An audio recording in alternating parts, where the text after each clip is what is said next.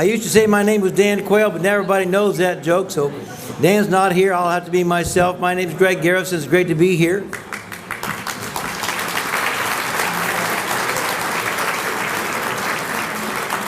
A great marriage at work in this room, and of course all year long. The Choice Charitable Trust, 700 children a year benefit from their work in a way that demonstrates, I think, for all the world what choice really means in education. And of course the Friedman Foundation for Educational Choice, bringing to life over and again each day the wonderful dreams of Milton and Rose Friedman, who many of us in this room have been privileged at least on one occasion to meet in our lives. On the public policy side, of course, the Friedman Foundation for Educational Choice, national organization, recognized even by the Wall Street Journal as the most influential voice in educational choice and the nation's leading voucher proponents. The kind of partnership that brings about the kind of change we all need and hope for in public education. The whole time I've been involved in the business of broadcasting, the subject has been on everybody's lips. I can say that there's probably no time when the lines light up faster and I have the sense that there's a more intense audience than when education is on the people's minds and we talk about it together. Of course, everybody's got an idea, they all got an opinion, they all got a frame of reference. But one thing I think we can believe together is that every parent strives for that which is better for their child than maybe they had for themselves. And if there's only one choice, school number X, that's the antithesis of choice, and we're here tonight to celebrate the opposite of that. Many guests tonight, if I were to start recognizing all the people that are so responsible for so many great things here, it would be all night long. Let me just give you the short list of a few folks that I think it incumbent to recognize. My old friend and the person whose fault it probably is that I'm even here at all, Mike Pence, Congressman Mike Pence, our guest tonight.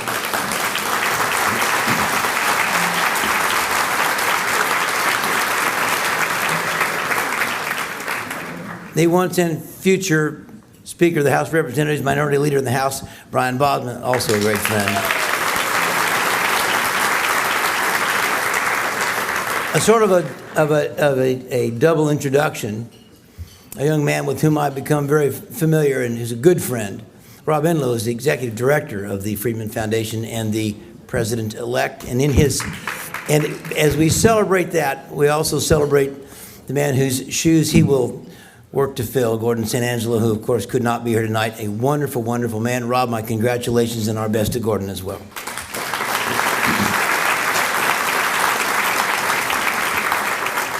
The more immediate culprit for my being in front of you tonight is Tim Wright. Tim is the president of the Choice Charitable Trust. I'm a neophyte at the Second Presbyterian Church, and he said, I'll have that one. And he came and said, you're going to do this job. And I said, okay. So I'm here. Tim, congratulations for all you guys are doing. I think he's right here. There he is. Thank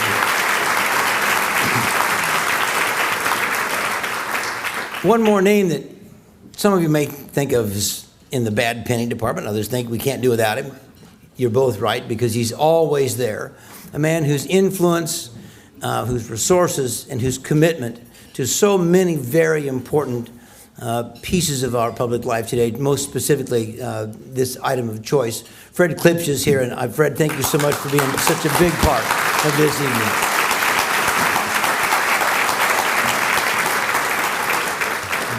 I have begun to know the folks at the Idle Jorg because of our relationship through the studio, and can say that we already, before you've even come about the board to feast yourselves tonight, I can tell you that you will be in their debt. The Idle Jorg staff, the folks that run the operation here in this marvelous facility, let's give them a big round of applause.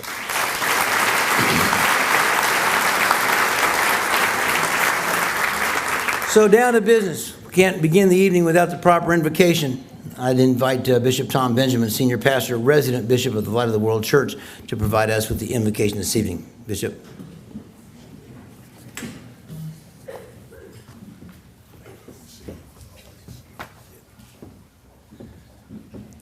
Thank you so much. Since we're going to be seated a long time, let's just take this first stretch and stand. You'll thank me later. Let me just thank all of you, not only for being here, but we're in a special season of change, and our own community is going through a season of change, and we are the people who can make things happen, particularly for our children. And that's really what it's all about. So I'm going to ask, if you will, to pray with me. Almighty and eternal God, we pause in this season of thanks and giving to give you the thanks for everything that we are. For everything that we are, you made us. Everything that we have, you gave us. So we celebrate your name tonight and your presence among us. We're grateful for the choices that you give us, for the options that are before us. May we never be reckless or rude, but teach us how to become the beloved community. Help us to rise above the narrow confines of our individualistic concerns to the broader concerns of humanity. Guide us not by the love of power, but by the power of love. We pray for our nation tonight, that it may recognize the great treasure that's in our children. May we be wise to follow your leadership. Now, O God, bless this food to the nourishment of our bodies and us to thy service, in the name of him who is our peace. And the people of God said, amen.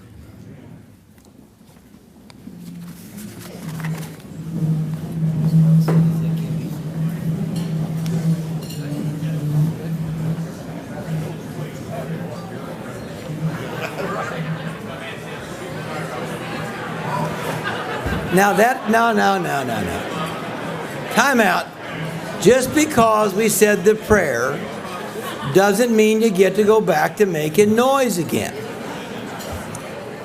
About 2 or 3 months ago, I was privileged to do an interview with a candidate who just basically set the studio on fire. And when he walked out after the interview, my producer, Todd Meyer, who's here tonight, and I looked at each other and said, now that's a force. We decided immediately that he would not be Mr. Big Long Name, but he would be the coach. And I want to introduce on his own tonight the new, I'm not done, Superintendent of Public Instruction. There's a gig tonight on the East Side. It's a meeting of superintendents. His message to them was, tell him I'm at the Choice meeting tonight. Tony Bennett, congratulations, Coach.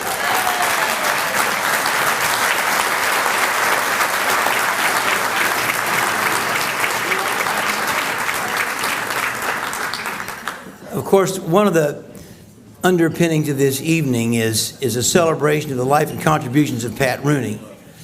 I knew him. I was privileged to represent his company a few times. But to introduce a very special tribute to him is a man who, after I'm all done having fun with him, is one of the great Americans that the Hoosier State has produced ever. When I threatened to stick him in a snowdrift and marry his wife and raise his kids Methodist, Mike Pence kind of smiled at me and said, I'm going to do this anyway. I am a Christian and a conservative and a Republican in that order. And it was that kind of grit that has caused his star to rise in all the best of ways. And I'm going to try to get this right because his title keeps getting longer all the time. He is now, where is this thing, Mike? He's got this big, he's the big dog that's in charge of the Republican Party in the House of Representatives. I'll let him tell you the rest of it. But when he speaks to people, they know a couple of things. One is that he's going to be good to them. No thumb in the eye, and no matter how partisan the conversation, nothing that stinks of the kind of partisanship that so divides that capital of ours. And the other is that what he speaks will be the truth. And no more ever, I suppose, than when he has the opportunity to talk about Pat Rooney. Would you welcome Congressman Mike Pence? What is that? Conference chairman. Oh, that's it. Conference chairman, that's it.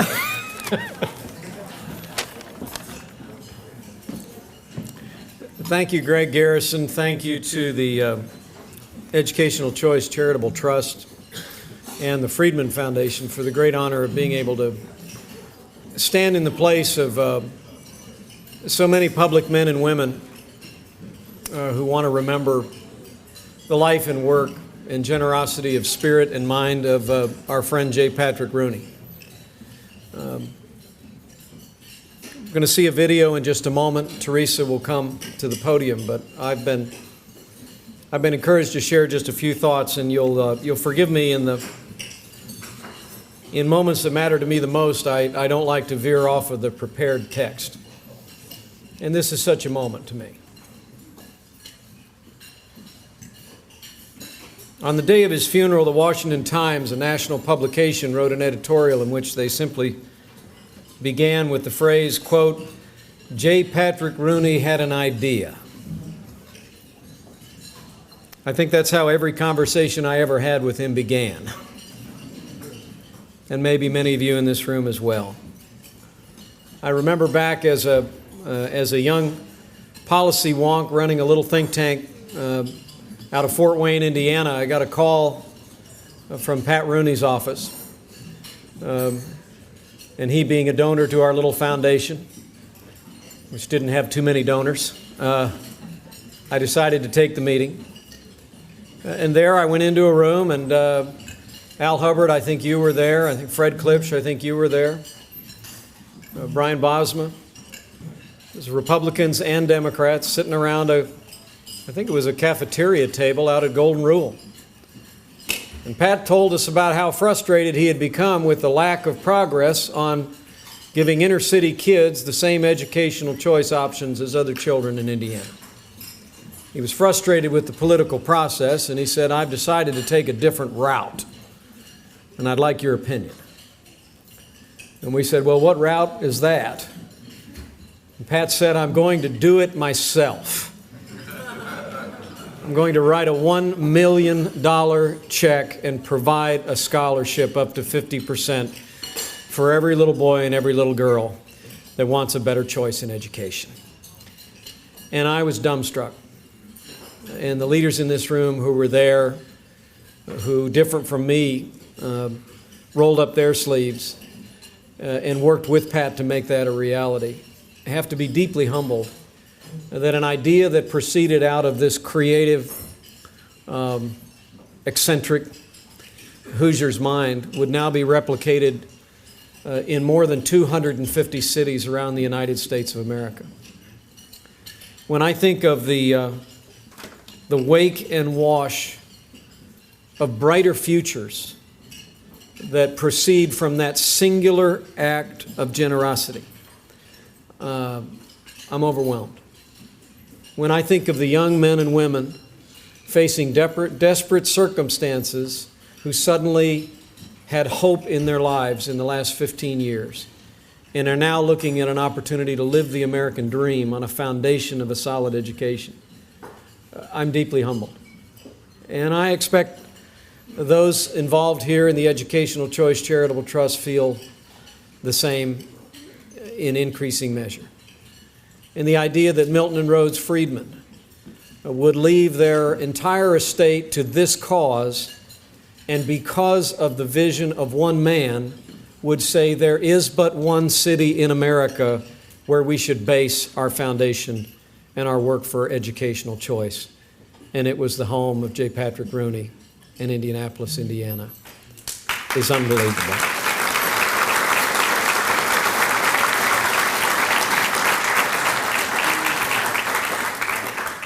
There will be very little need in this room to extol the virtues of Patrick Rooney, but let me at least say, The old book says a prophet's without honor only in his native place. And on the day Pat died, I found myself in a room filled with members of Congress of about this number.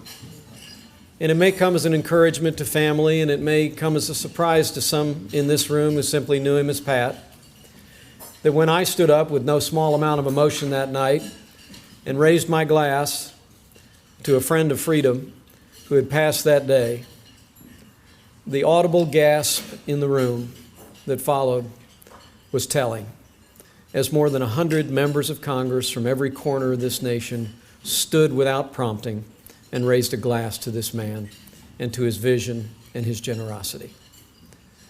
We need to know that while Pat was an innovator, an inventor, an occasionally impatient man, that he was a great man. And the impact that he will have on the education of children in this country, I believe, will be to his eternal weight of glory. So where did all the ideas and the innovation come from? I want to close with a question that I had the privilege of asking on behalf of other public men and women on the occasion of his funeral. Where did Pat Rooney get the ability to influence leaders from both parties for decades? The Bible says in the book of Luke, the good man brings good things out of the goods stored up in his heart. I said then to his family and friends gathered what I'll say to his friends gathered in this room today. Beyond his genius, beyond his eccentric personality, beyond his persistence and his tirelessness and his creativity, I believe with all my heart, till that day I enjoy a reunion with him in eternity, that more than anything else, J. Patrick Rooney was just a good man who brought good things out of his heart, and in so doing changed the landscape of this city and changed the landscape of this nation forever. America will miss his intellect and his energy, and I will miss my friend. Thank you.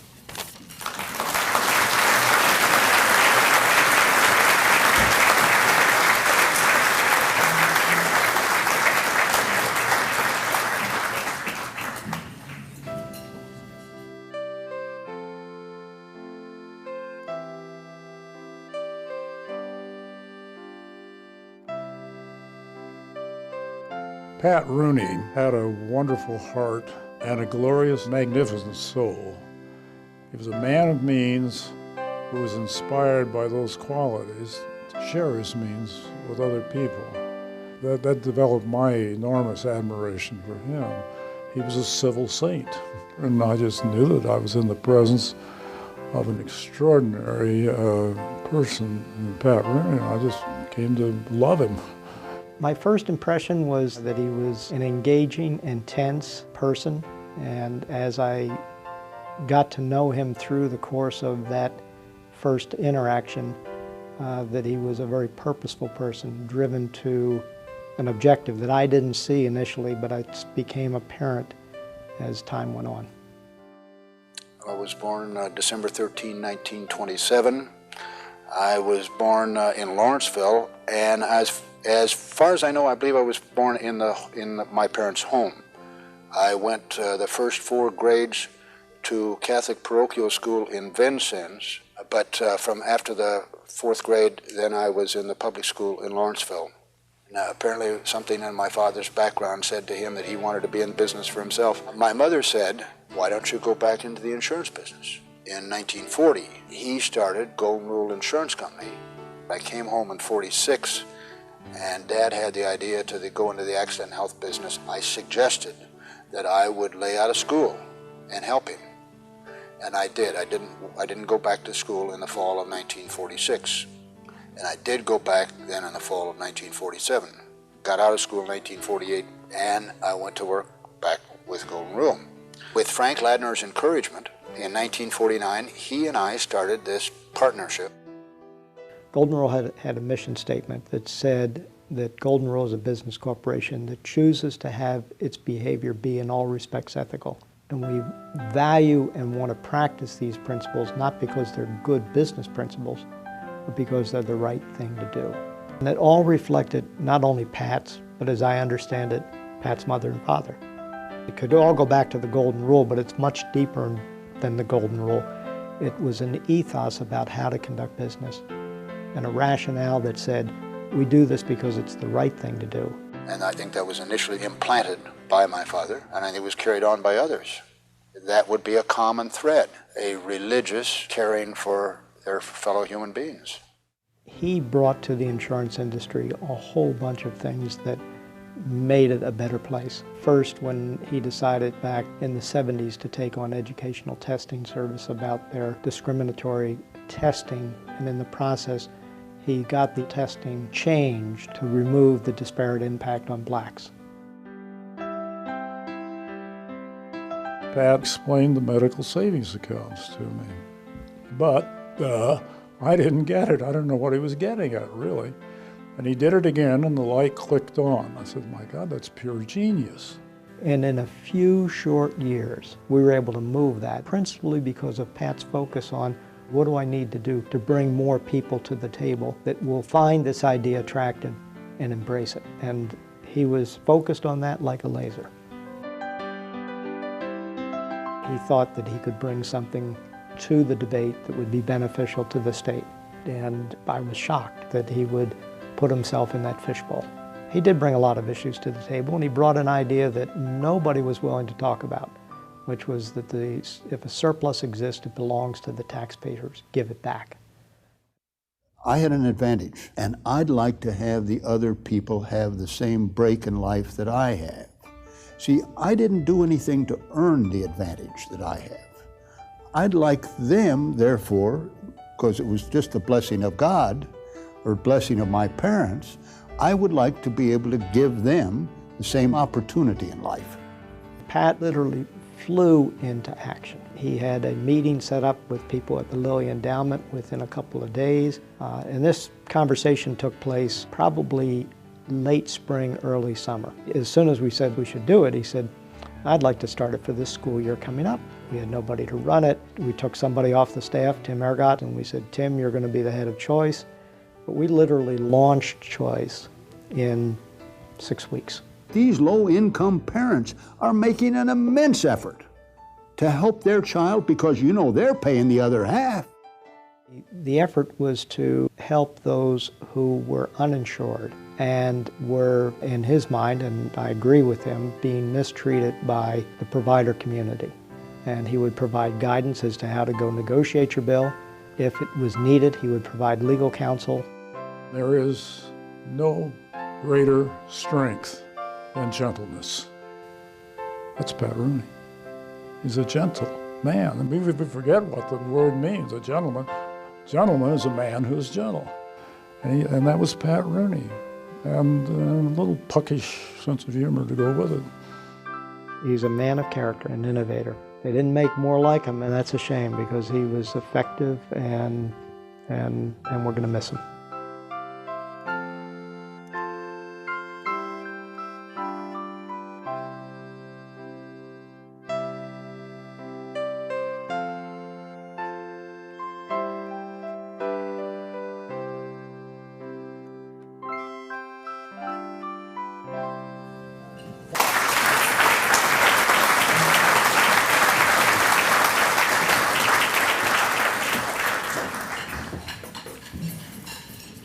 I believe the Rooney family is just right here. Would you all stand up just for a moment of recognition? Thanks so much to all of you.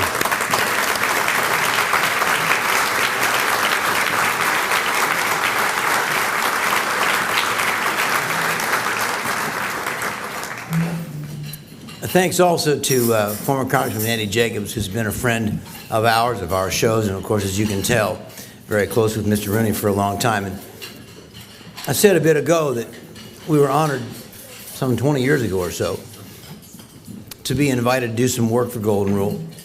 And in addition to my first inquisition, or should I say interview, with Mr. Rooney, I spent a lot of time with Jack Whalen and with our next guest tonight, his daughter Therese, who was in a lot of ways, when I got there, running the operation, and it was an honor to work around her and to get to know them as they were involved in operating a business that was growing and burgeoning and doing many of the wonderful things that we all know about. And Teresa's here tonight.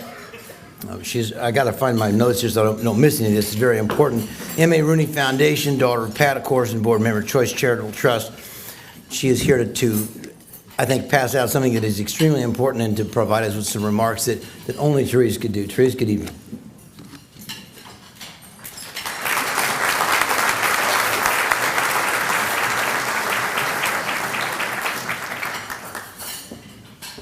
Well, hello. Good evening. I must admit I'm a little intimidated being amongst this very eloquent group of speakers. But anyway, here I am. I wanted to say tonight is not about choice. It's not about Pat Rooney. It's not about adults. It's not about any of us. It's about kids. We're here. We support kids. We believe in their future. We believe in their education. We believe in their accomplishments. And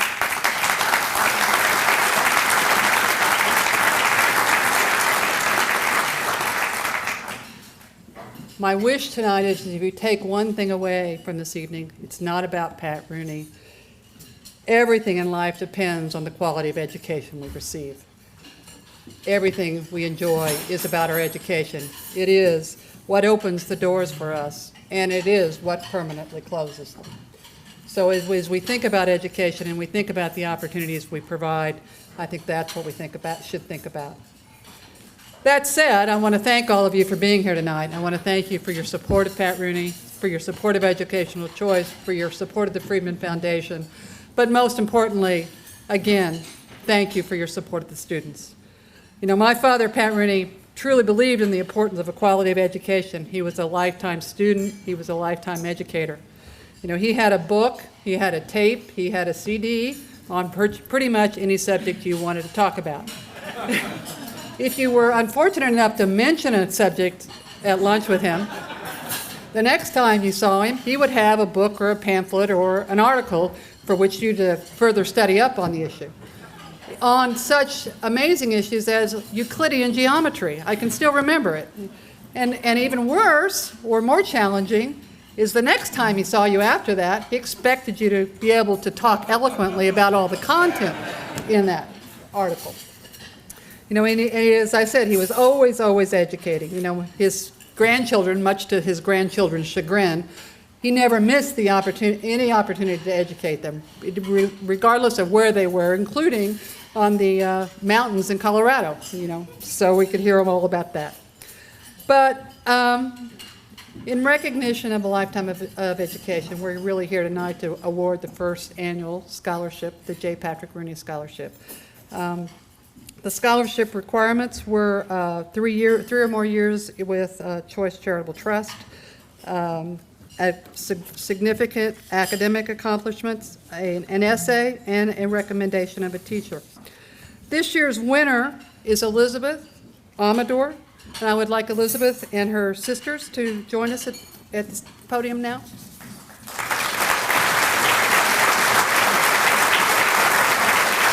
So no sisters, huh? Congratulations.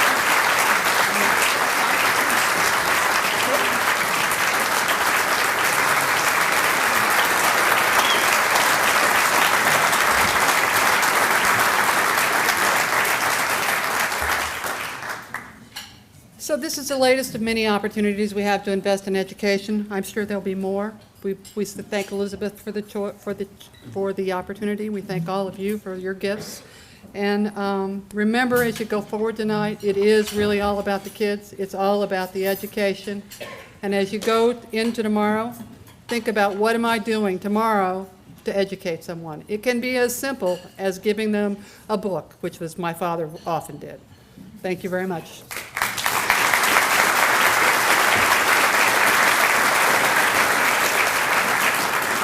Thank you, Therese, and congratulations, Elizabeth. What a great kid. Can you see that from here? The smile was so full of humility and so devoid of guile. What a wonderful thing. It is time to eat. Dinner is served. Welcome to the 2008 Scholarship Dinner. We would like to thank you for supporting Educational Choice Charitable Trust. Now we would like you to meet some of the Choice families you have sponsored. Allow me to introduce you to the Day family. I worked for an IPS school while I was in nursing school when Eric and Precious were little. And I worked there 5 years, and it was just the things that went on in IPS I didn't particularly care for or like. Not only that, we're Christians, and so I wanted my kids to be involved in a Christian atmosphere, a Christian school. And I was concerned because I didn't know if I would be able to afford the tuition with being a student and, a single mom and working part-time. Well, basically, I feel that all parents should have a say-so in where their child goes to school. I mean, if I don't want my child to go to an IPS, a township, charter, I mean, it's up to you where you want your kids to go. That's the way I feel. I wanted my kids at a Christian school. So it has really been a challenge getting them, through school. But like I said, with the help of Choice, it has really been a big help.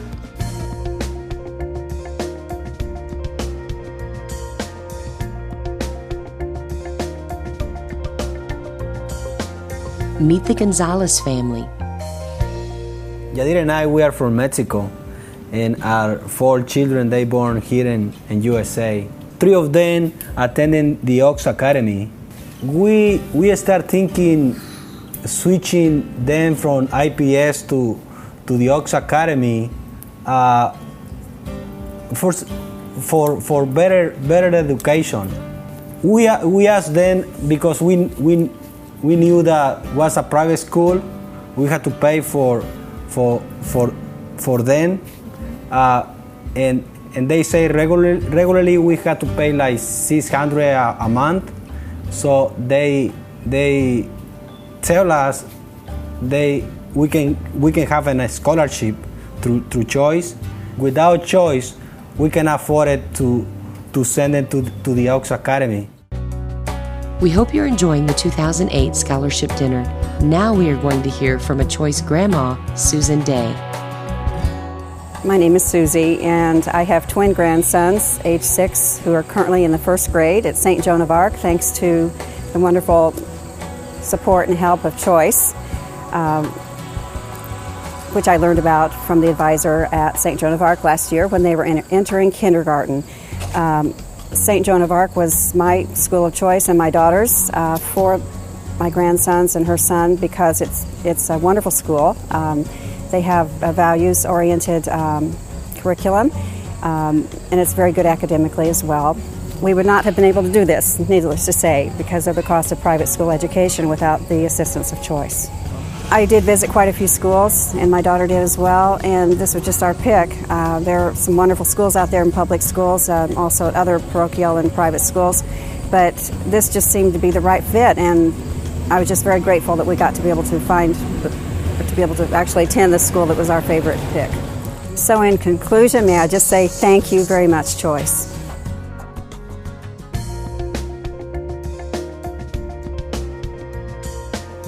Meet Monica Poindexter and her daughter, Mia.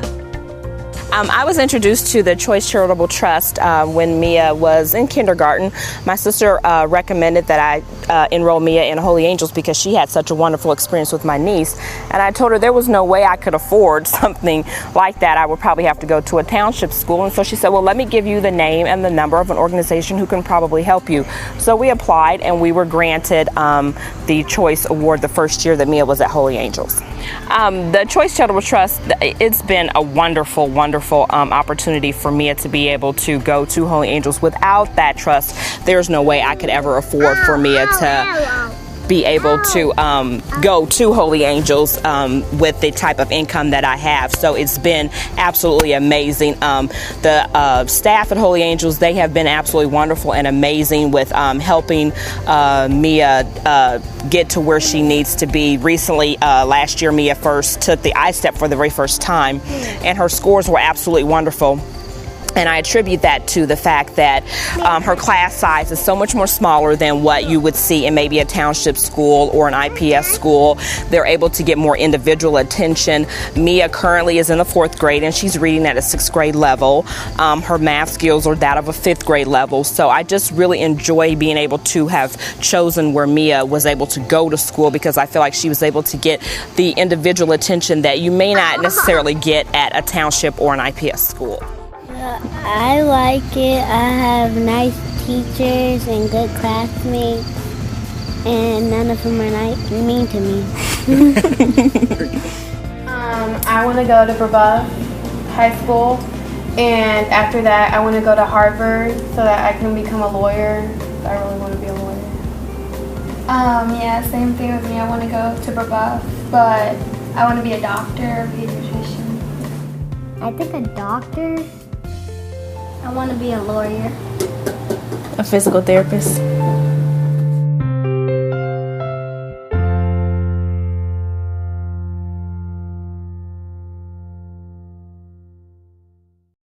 Welcome, everybody. I'm Al Hubbard, and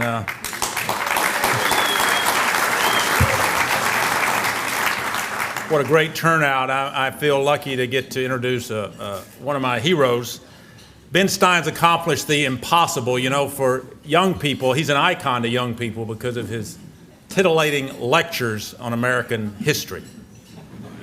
Bueller, Bueller, Bueller, Bueller. And the Comedy Central quiz show, he ran for, 7 years, won 7 Emmys. And then for us old people, you know, we love him because of his great, thoughtful economic pieces in the New York Times, Wall Street Journal, many other publications on a number of business television shows. And what's amazing is he appeals to both the old and the young.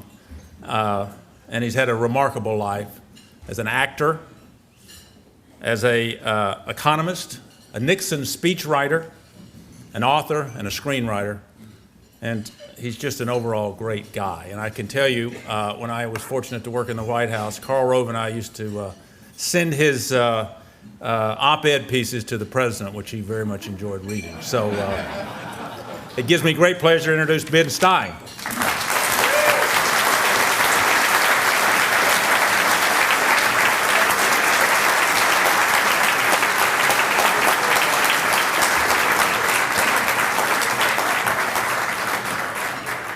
Al, did he read them? What's that? Did he read them? Oh, yeah,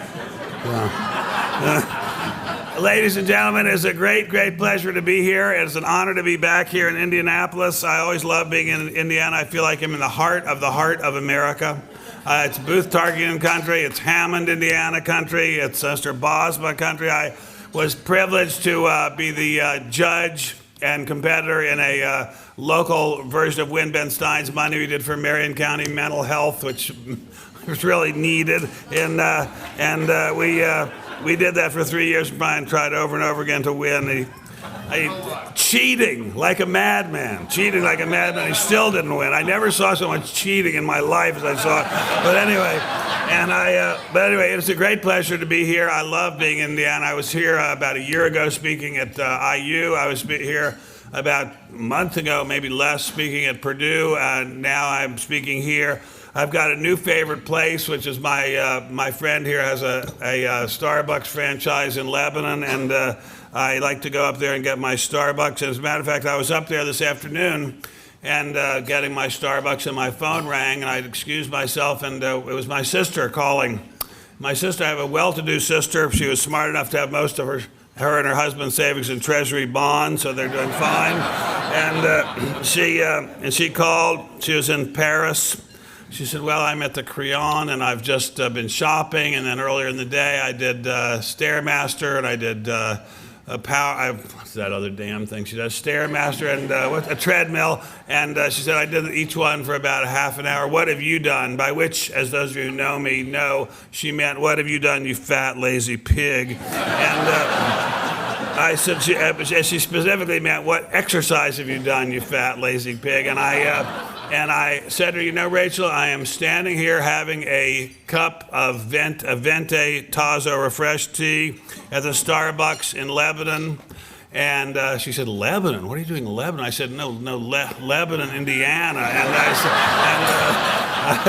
And I said, I'm in Lebanon, Indiana. I'm looking out across the street at a Wendy's, and it's got an American flag flying over it, and I'm very, very happy to be spending the afternoon in the United States of America. And in fact, I think when I get off the phone with you, Rachel, I'm going to get down on my knees and thank God for being in the United States of America. And Rachel, that's all the exercise I need. Thank you very much. So I was so happy to be invited to speak at this event.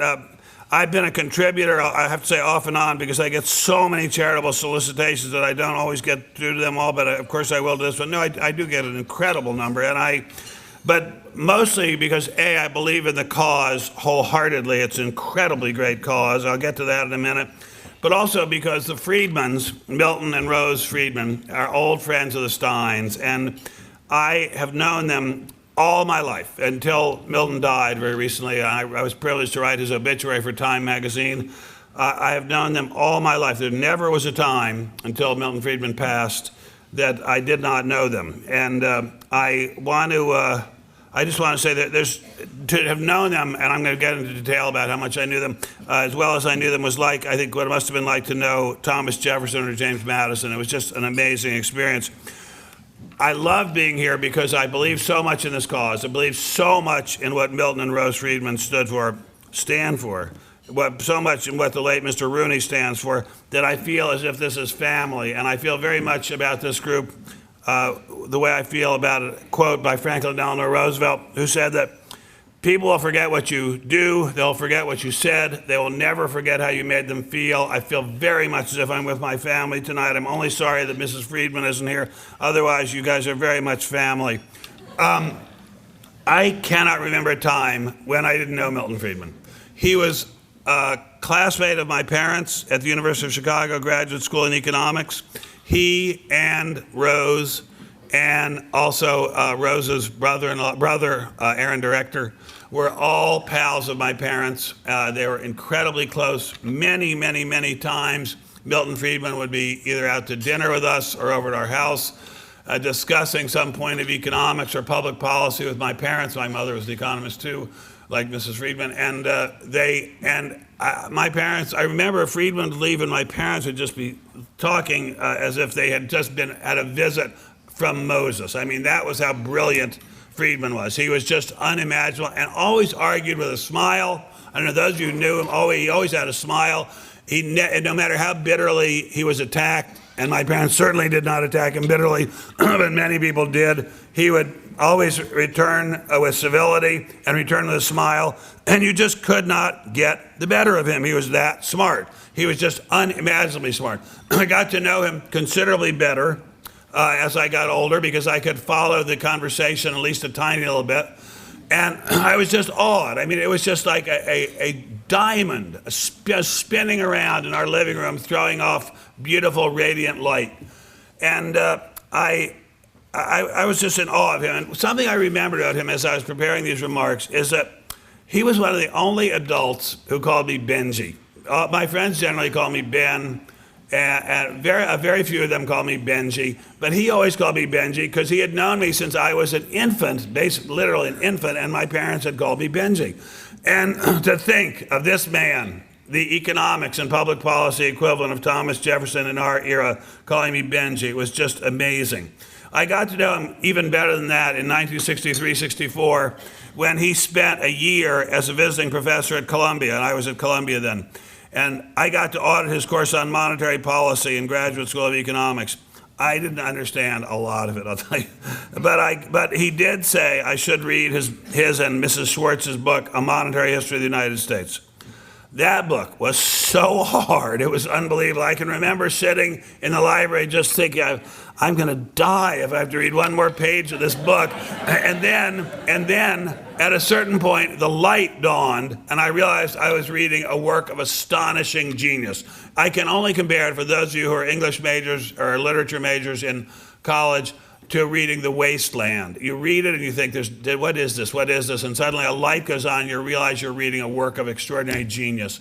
And a light went on, and I just thought, this man has understood something, along with his co-author, Anna Jacobson-Schwartz, which is so basic, it's beyond belief. It explains so much of what has happened in this world in the last 100 years. It's beyond belief. I also had the pleasure, at his suggestion, of reading Capitalism and Freedom. And I remember very well reading the first few lines of it. And they were a quote from John F. Kennedy. And those of us who are old enough to remember Kennedy's inaugural speech will remember him saying, "Ask not what your country can do for you, but ask what you can do for your country." And Friedman, everyone else in the world was doing hosannas and jumping up and down and doing jumping jacks, saying what a brilliant line that was. And Friedman said, neither question is a worthy question for people in a free society to be asking. You shouldn't be asking what your country should do for you, and you shouldn't be asking what you should do for your country. You should be asking what you can do for your family and those close to you. And the country is an incredibly important, unbelievably important part of your life, but it is not the basic part of your life unless you live in a dictatorship. The state is not what it's all about. And I thought to myself, this is so brilliant, it's unbelievable, fresh, courageous, back to first principles. A shining, dazzling light in a day when we seem to be marching towards socialism. It was like reading Madison or Jefferson. Friedman was also available as a friend. I belonged to a fraternity then, a wonderful fraternity called Alpha Delta Phi, and he came over and spoke to us at lunch. So many of the people there just couldn't believe I had Milton Friedman there. He would come to lunch with me at just a diner at 116th and Broadway called Chock Full of Nuts. And I remember at one point racing to cross the light before it turned, while it was still red, and cars were coming towards us. And Friedman grabbed me and he said, "Why would you risk your entire life to save 5 seconds?" And I thought, what an incredibly brilliant insight on something as pedestrian as crossing the street. But it applies to lots of things. At that time, I was madly in love with a girl at the University of Chicago named Kathy Farrell. And she was often giving me a hard time. I guess she would have said I gave her a hard time. But I remember saying to Friedman, if I ever have to break up with her or she breaks up with me, I'll just die. And Professor Friedman said, "Benji, if there were only one right man for every right woman in the world, they would never find each other." That was kind of cold, but incredibly brilliant, and it gave me the courage to break up with her. She was really not a very nice person. And then I remember still later, I was debating whether to go to law school or business school, and I was admitted to Harvard Business School and Columbia Business School and Stanford Business School and University of Chicago Business School. And I remember saying to Professor Friedman, "Which business school do you think I should go to?" And he said, "Stanford, without question." And I said, "Why?" And he said, "Well, you don't learn anything in any of them, so you might as well go to the one that has the best climate."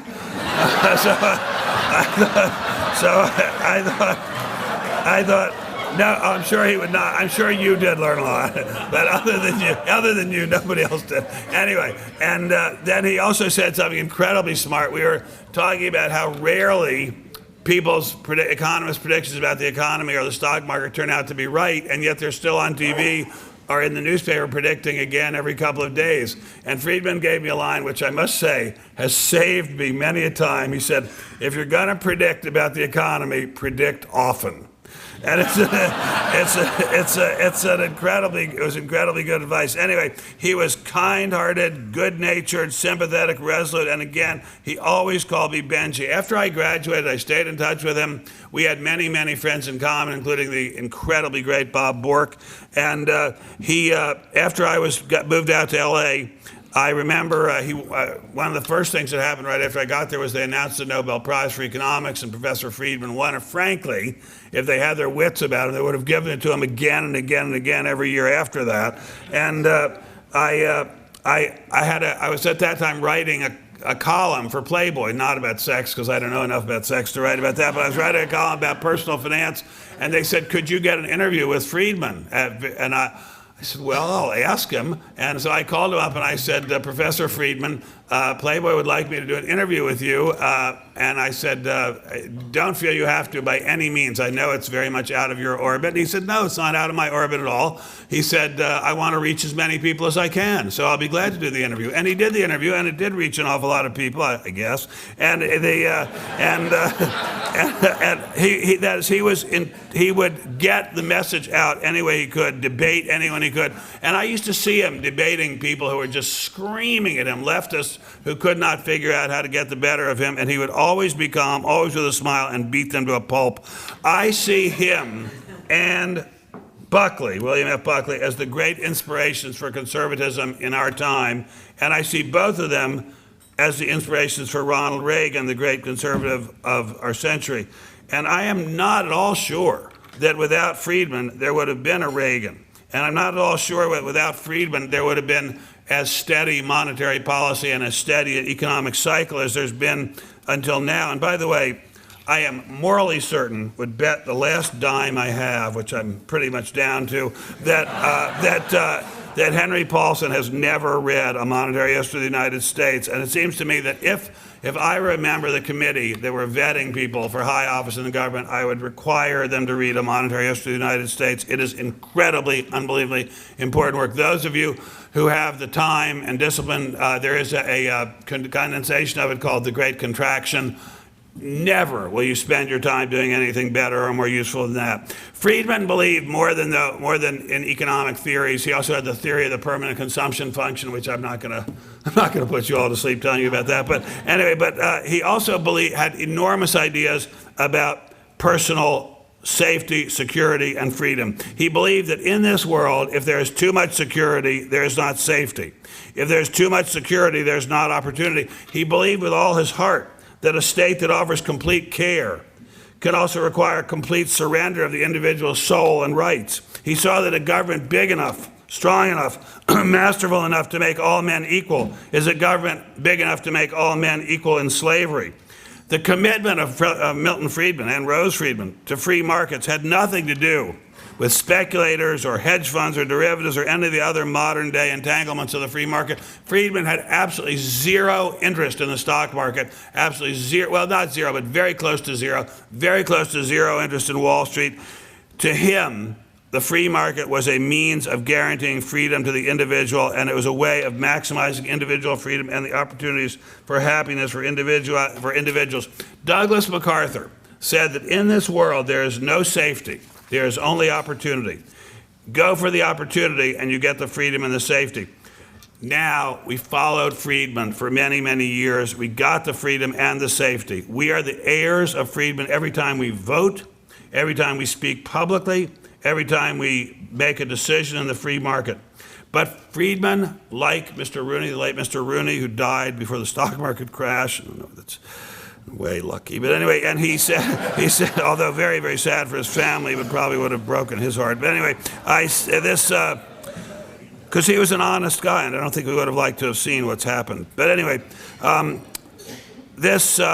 Friedman wanted to go farther than this, because Friedman not only was an economist, not only was a political scientist, not only was a brilliant writer and expositor in books and on television, but he had a faith in the individual. And it had to do with what he saw in education.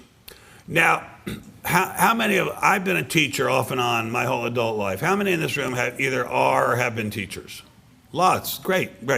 Well, I started teaching in 1971 at American University in Washington, D.C. And the students were so-so. They were mostly high all the time, but even so, they were pretty good. And and then I taught at UC Santa Cruz, and there the students were all high all the time, but even so, they were pretty good.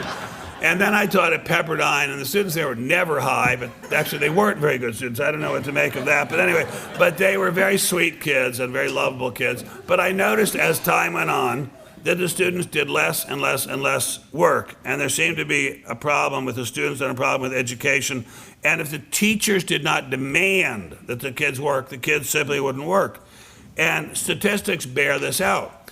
After the World War, the statistics show that educational attainment rose and rose and rose until around the early 70s, and then it started to fall. Incidentally, the years of peak performance on the SAT, the year of peak performance on the SAT, 73, 74, was also the highest year for average hourly wages in the U.S. I don't know what the connection is there, if any, but that is a fact. Anyway, so I saw this happening, and I also saw the statistics happening, and I also saw anecdotal evidence of it, which is so astonishing. I feel I must share it with you. Last summer of 07, not summer of 08, I was privileged to be the co-host of a very deep intellectual show on a very deep intellectual network called VH1. And the show was called America's Most Smartest Model. And we took 16, yes, that's its real title. We took 16,000 young men and women, 8,000 men, 8,000 women roughly, and we gave them tests and winnowed them down to 8 men and 8 women who were supposedly America's most smartest aspiring models. And there are laws even in California. They can't say America's most smartest hookers. So we winnowed them down, and we got to a place where we had just 8 men and 8 women. We would ask them questions like, name 5 rivers in the United States of America. Not one of them could name 5 rivers. What is the official language of Australia? Young Miss Rooney, would you care to guess what they said the official language of Australia was? Australian. Australian, right. And not English? No. No, Australian. Okay, name 5 kinds of trees. Of the 16, only a couple could name 5 kinds of trees. So one day, after we'd been shooting for a few weeks, I ran into 2 of the contestants out in the parking lot on a beautiful August day, and the weather in LA is fantastic. It was a beautiful day. And I said to these 2, a young man and a young woman, both, wait, before I say this, did anyone here go to USC? Okay, because the other day I was telling this story to some people on an airplane. It turned out that one of them had gone to USC, and he got very offended. Anyway, they're both from USC, and I said to them, well, we're going to miss you guys, because they had just been kicked off the show. We're going to miss you guys. And they said, we're going to really miss you too, Ben. We're really going to miss you. Gosh, you know so much stuff. It's just amazing. And I said, well, part of that is because I'm so much older than you. And they said, yeah, how old are you? And I said, well, why don't we try to figure it out? I said, I was born November 25th, 1944, and it's now, well, let's say August 20th, 2007. How old am I? So they say, we don't know. I said, well, could you try to figure it out? Well, they said, do you have a calculator? No, I don't have a calculator. Could you try to figure it out in your head? No, we can't do that. Okay, I said, well, I'm 62. I said, they said, wow, you're that old. I said, yeah, I'm that old. I said, do you have any idea who was president when I was born? The young man, quick as a shot, says, Abraham Lincoln. I said, no, not Abraham Lincoln. I said, want to guess again? Young woman says, Ronald Reagan. No, not Ronald Reagan. See if can you think of any other presidents? No. Okay. I said, well, it was Franklin Delano Roosevelt. Oh, we've heard of him. Great, you've heard of him. That's really good. You're college juniors, you've heard of him. That's really good. I said, when I was born in November of 1944, a giant international cataclysm was taking place. What was it? We don't know. Well, I'm going to make it really, really simple for you. It was a conflict. It was worldwide in scope, and it was not the first of its kind. What was it? So they say, the young man says, Civil War? I said, no, not the Civil War. Young woman says, Vietnam War? No, not the Vietnam War. Well, we can't guess. It was World War II. Oh, we've heard of that. Great, you've heard of that. That's really good. Okay, so I said, do you know who we fought against in World War II? Young man, quick as a shot, says, Germany. I said, right, Germany, very good. Who else did we fight against in World War II? Young woman says, Russia. I said, no, Russia was on our side, and a very good thing, too. And the young man says, Germany. I said, wait, you already said Germany. You already said those. Young woman says, Russia. I said, wait, you already said Russia, and I said that wasn't right. So they think. They say, we can't think then. I said, all right, Well, I'm going to make it really simple for you. We fought World War II in the European theater of operations and in the Pacific theater of operations. Who did we fight against in the Pacific theater of operations? So the young man, without a second's hesitation, says, Germany. I said, no, Germany is not in the Pacific. And the young woman, without instantly afterwards, says, Russia. I said, no, I've already told you Russia was our ally in World War II. So I said, look, I'm going to make this really, really, really easy for you. The country we fought against is an island nation, and it makes very, very good quality automobiles. Can you guess what it was? Young man says, Germany. No. It was Japan, I said. It was Japan. Young woman says, we fought a war against Japan. Who won? So I said to these people, well, all right, I said, it's okay. You know, I grew up in Washington, D.C., and there's a lot of history there. So this just all comes kind of naturally to me. I imagine if you grew up somewhere else, it wouldn't come quite as naturally to you. So the young woman says, oh, Washington, D.C., where it rains all the time, they have those big trees. I said, no, that's Washington State.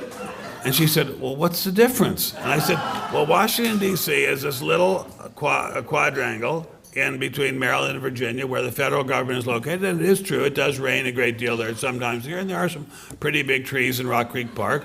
But what you're thinking of is the state of Washington, where it's in the Pacific Northwest, and it does rain a great deal there. And along the coast, there's very good soil, and there are enormous trees. And she says to him, which is which again? This is a USC junior. This is American education. So I expressed a little bit of astonishment. She said, well, maybe you could help me with something, said the young woman. I am a junior. Yes, I said I knew that. And I'm having my junior semester abroad coming up. Good. Where are you going to study? Well, she said, that's what I wanted to ask you about. I have a choice of studying either in Madrid or London. And I said, I would take London in a second. She said, well, I know London is a great place. She said, but I've studied Spanish for 3 years, so I think I could get along in Madrid in Spanish. And I said, well, what do you think they speak in London? And she said, I don't know. Okay, I'm not kidding. I know you think I'm kidding. And I'm going to I want to get to a better point of this. I was talking to another woman who's now in her 40s who also went to USC the other day, and she was complaining that her husband's business, which very unfortunately is building luxury homes and also getting mortgages for them in Southern California, is a bit in the tank. And she said she's looking for a job. And I said, well, let me see if I can help you find a job. And she said, and I was telling her about the story about the two young people I met on America's Most Smartest Model. And I said, and they couldn't guess who we fought against in World War II besides Germany. She said, it was France. It wasn't France. I'll just tell you that. Anyway, so this is what's happening in education among people who are the children of millionaires or well-to-do people. Imagine what it is like if you are a poverty-stricken young person in Indianapolis or Washington, D.C., or Los Angeles, or anywhere in the soils of this country. It's a hopeless situation for them to acquire any education. I shouldn't say hopeless. Very, very difficult. And a lot of people say, well, that's just the way it is. I mean, poor people have never gotten a very good education, and that's the way it's going to be. Milton and Rose Friedman, and obviously Mr. Rooney, saw it in a very different way. They said, and I love that quote from your father, that the things well-to-do people get, by and large in this country, they get through gifts from their parents, which are in essence gifts from God. And Milton and Rose Friedman, and obviously your wonderful father, said, we're going to be God's instruments in this case, and we're going to help get some of these gifts to these young people. We are not going to believe the prevailing wisdom, which is that if they're poor and non-white, they can't necessarily learn. We're not going to believe that racism. We believe that anyone can learn in a decent education. They looked around at the world and they said, put the kids in an environment where the kids can learn, put them in an environment where they're expected to learn, where it's demanded that they learn, and they will learn. And the emphasis has to be on learning, not on violence or toughness or misogyny. It has to be on learning. And there are schools like that. And It's interesting. I have another close friend who's very involved in the school choice program operation named Peter Flanagan in New York. And Peter said, you know him, of course, and Peter used to, I'm a supporter of his group, Student Sponsored Partnership, and he used to say, look, there are all these parochial schools, their enrollment's falling off, they have incredibly good systems of discipline, they don't always have the most expensive equipment, they don't always have the most up-to-date technology, but they have a tradition of making kids learn. Let's get these students from failing public schools into those schools. It was a brilliant idea, just a brilliant, brilliant idea. And what Mr. Dr. and Mrs. Friedman and Mr. Rooney saw was that there is opportunity. There's opportunity. There's maybe not be security, but there is opportunity. It was a wildly controversial idea. Put kids, poor kids, in a non-public school? How dare you? You're hurting the feelings of the teachers' unions. You can't do that. Tell the world that anyone can learn. Tell the world that it's not necessarily inevitable, that poor people will be stupid. Oh, no, you're not allowed to say that, because if you did that, and again, it might hurt the feelings of the teachers' unions. This took guts to take on the educational establishment and the teachers' unions, but that was Friedman, and I imagine, although I did not know him except by reputation, that was Mr. Rooney as well. Not afraid of taking on the status quo. And he was not afraid, and I'm sure Mr. Rooney is likewise, not afraid to take on politicians who talk about what they're going to do for the poor, come to Washington and send their children to $30,000 a year day schools.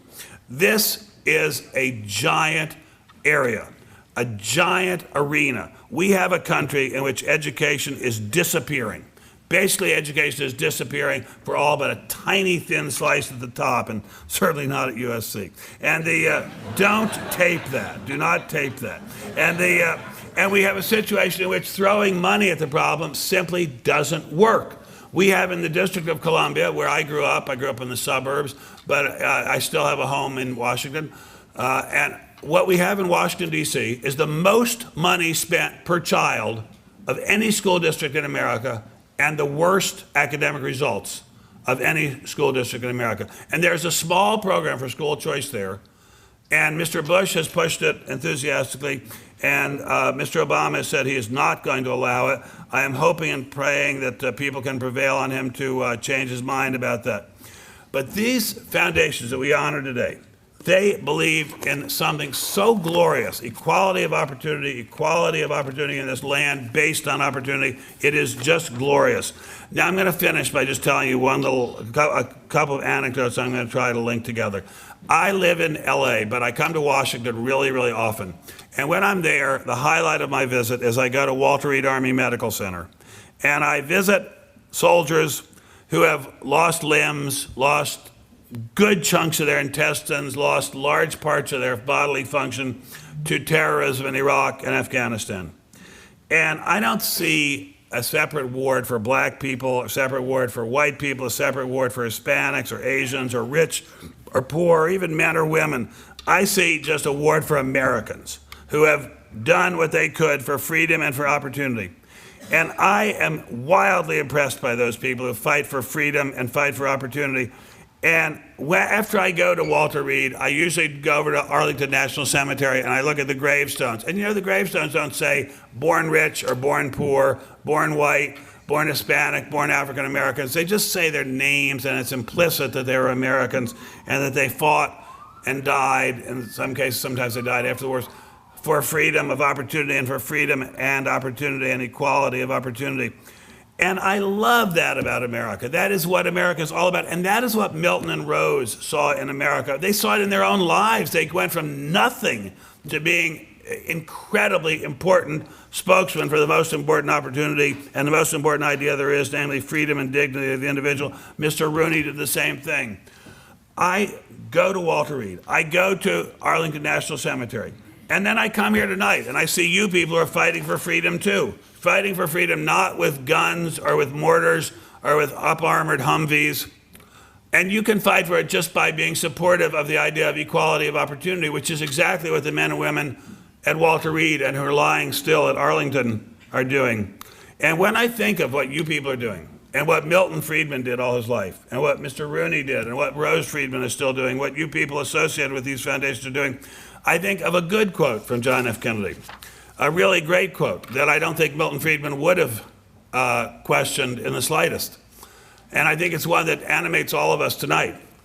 When he was sworn in on January 20th, 1961, John F. Kennedy said, we all ask God to bless this great country. And we all ask God to go to work for this great country. And we ask God to go to work for the people and the principles we love. And he might well have said, and we ask God to go to work for our children and the nation's children.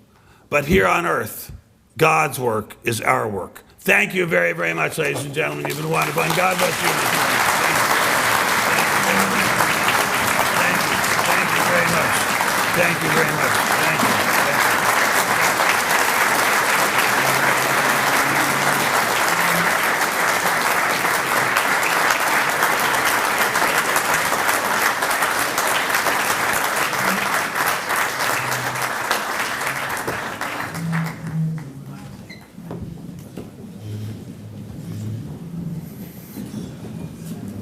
Well, that'll wrap it up. Nothing can come behind that would be in the same league with it. Mr. Stein, thank you so much for all of it. The humor and the power of all of it is the thing that as long as I've been in broadcasting, the elephant in the room has been this free choice concept. Nobody at different times has wanted to talk about it much, but thanks to the charitable trust, the Choice Charitable Trust, and the work of the Friedmans and Mr. Rooney, is no longer that which no one will speak. The Superintendent of Public Instruction is here tonight, not someplace else. And so there we have, the coach is here. And so as you go out and go do something else, don't forget the conviviality, the great jokes, the wonderful time we had together. But let's remember, we're just a little ways up the beach here. We've got a good start. Democrats, Republicans, independents, libertarians, everybody has this sense that whoever we are, those precious children of ours should have a choice that we give them. We cannot do better. God bless all of you. Be safe.